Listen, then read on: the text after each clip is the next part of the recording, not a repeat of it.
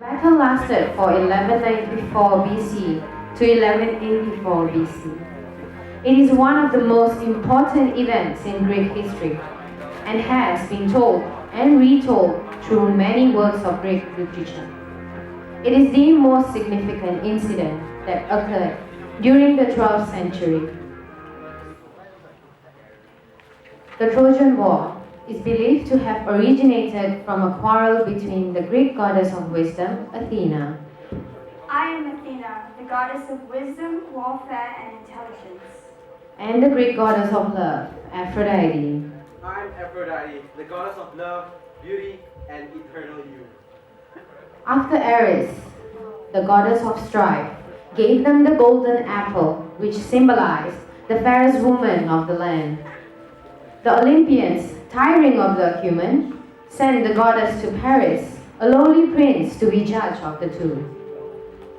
Aphrodite, jealous and frightened by the amount of fame Athena had amongst mortals, offered Paris the glory he would obtain once he made his enemy's wife, fell in love with him and abandoned her husband, so long as he picked her over Athena. Paris, enraptured by the idea, chooses Aphrodite as the fairest and should therefore receive the apple of discord. Aphrodite kept true to her word and charmed her half-sister Helen to fall in love with Paris. When her husband Menelaus was away, Paris decided to whisk Helen away to his kingdom forever, looting treasures and riches from the city in the process. Agamemnon, Menelaus' brother, had heard of his sister-in-law's decision and after consulting the infuriated husband, prepared for allies across the country to send fleets of warriors to Troy. Commander! Yes!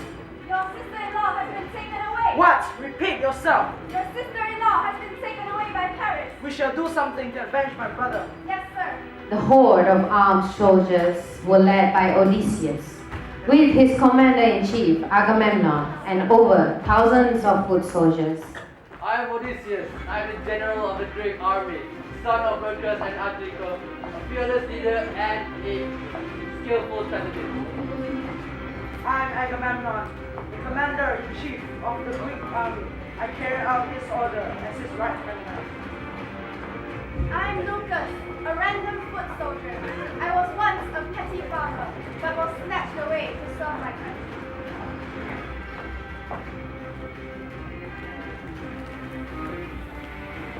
Upon arriving, the Grecian soldiers set up camp right outside the boundary. The massive army dug up the earth and settled in rough huts. Usually, before the battle, the Greek warriors would conduct a ritual to honor the Greek gods of mythology, who they believed to guide them during the battle. This usually consisted of regular prayers and sacrifices.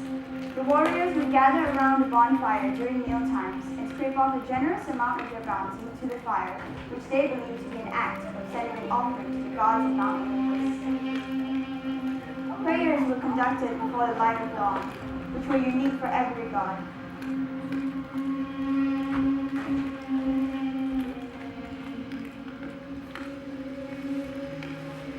Athena, of the still grey eyes and the steady gaze, who sees the battlefield entire, who knows which soldier in each field, who whispers in each general's ear, I trust in your wisdom, goddess. I trust in your righteousness. Athena, I trust in you. Up. But the people of Troy had built defenses of their own. The city was protected by a high wall roughly 20 feet around the city with gates in the wall to let people in and out. Within the walls were the citizens of Troy, their important people, and their rulers. I am Paris. I am Alexander, son of Priam, son of Hecuba. I am the king of Troy. I am Hector, and the prince of Trojan. I am the greatest warrior in Troy for Trojan War. I am Cassandra, princess of Troy, daughter of Priam and Hecuba, king and queen of Troy. I am Balkun, a middle-class civilian. I am the children queen of Apollo. I am Anastas, I'm a beggar. I got no money. I got no food. I got no house. I got no wife, too. The wall provided protection from the outside and an advantage in height for the warriors of Troy to rain arrows down at their enemies. Meanwhile, the Greek army had been trying to breach the wall for roughly 10 years. However, during the Trojan War, after a decade of stagnant battle, the Greeks still could not find a way in no matter what they tried, and the Trojans were not able to drive the Greeks away. Near the end of the war, the Greek warriors had had enough of the war, and many were on the brink of surrender. It seems as if the endless battle would never end. However, one night, the goddess of wisdom, Athena, visited Odysseus in a dream. Odysseus, for many years we have battled against Troy, but you are far from victory as ever. You must use deception if you wish to conquer. Now listen to my plan. You shall build a giant wooden horse with a hollow center, inside of which you and your men shall hide. Once Troy has reached in the Trojan horse past their walls, you shall wait until nightfall, where you and your army shall sneak out in the shadows and destroy the city with swords and fire. The next morning, Odysseus awoken, inspired from Athena, and rushed to tell his men the plan.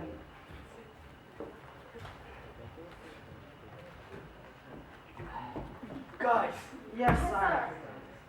last night I was visited by Athena in my dreams. She told me a really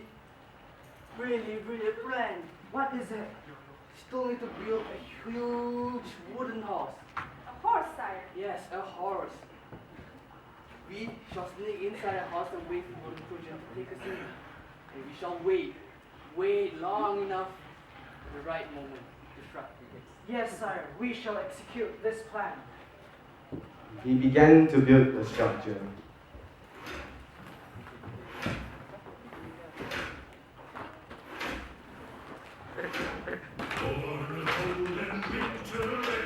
From the wood of the corner tree grove and crafted by Appius, on the wooden feature they inscribed,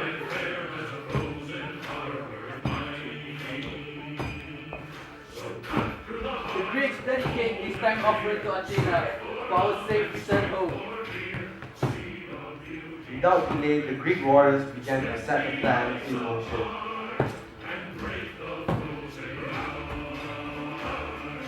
This is our plan. We shall get into the horse. Yes. We shall stay quietly. Yes. Do not let them know that we're inside the horse. Yes, sir. Although it's kind of obvious that we're inside the horse, okay? Yes, sir. We shall strike and strike. You each and every one of them. Destroy the city. Yes, sir. Hoorah! Hoorah!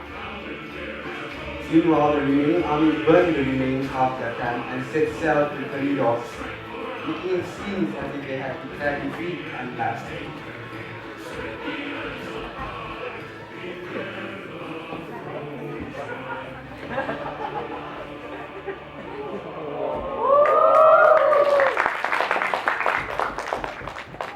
After settling into the Trojan horse, Odysseus and the 30 remaining soldiers in hiding began to wait.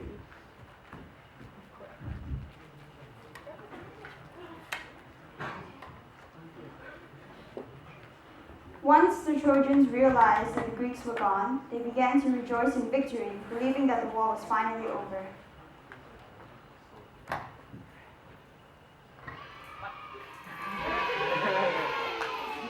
In the midst of their excitement, they opened their gates to inspect the land past the walls for the first time in a decade. They discovered a Grecian soldier who begged not to be killed on sight as he had something to say. O Trojans, do not harm me, for I have come to tell you that the Greeks have surrendered and have departed for their home. Then why is that you're still here? I was chosen as a human sacrifice, as a symbol of defeat to the goddesses, but I escaped and I hid myself. Then what is this towering obstruction that they have left in their wake? It is the Trojan horse, sire. The but they build it so big so that you cannot get the horse past your walls. For they fear that if you do, Athena would bless you instead of them. Hearing this, the Trojans began to drag the wooden Drag horse it. within the walls of Troy, claiming it as a symbol of their victory.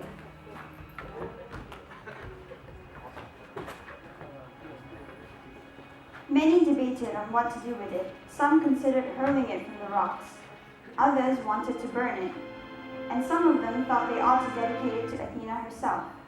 Two of the Trojans in particular, Cassandra and Laocoon, warned against keeping the Trojan horse entirely. We cannot possibly keep this. It is a symbol of the Achaeans. I agree. We must get rid of it at once. Do not be ridiculous. We have conquered the precipice of this war for the past 10 years. This shall be our souvenir. You must listen to me, my king. For I have been given the gift by Apollo of prophecy. I don't see any fortunes that we have to keep this obstruction in our city. Silence! My father has spoken. The children shall remain here, and we will treat this as our relic of our strength. Go. Do not trouble Cassandra, for you have also been cursed by Apollo to never be believed. Your pleas will fall upon your deaf ear. Once the decision of the Trojan horse had been made, all of the citizens of Troy turned to a night of reckless joy and celebration. They dined feasts fit for all of Troy, indulged in music and dance, drinking wine until the moon had risen high in the night. By the time they had worn themselves out and settled to bed with happy hearts, it was already too late.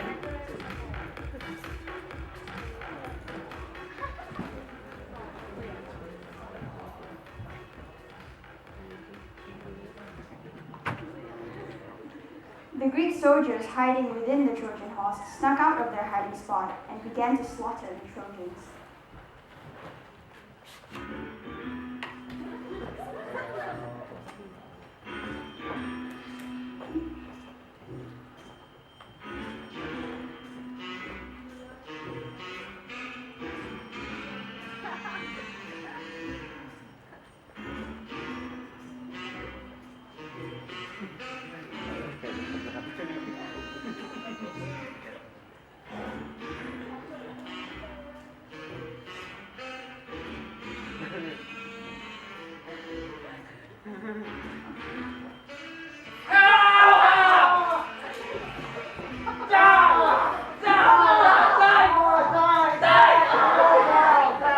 This was the end of Troy and its people.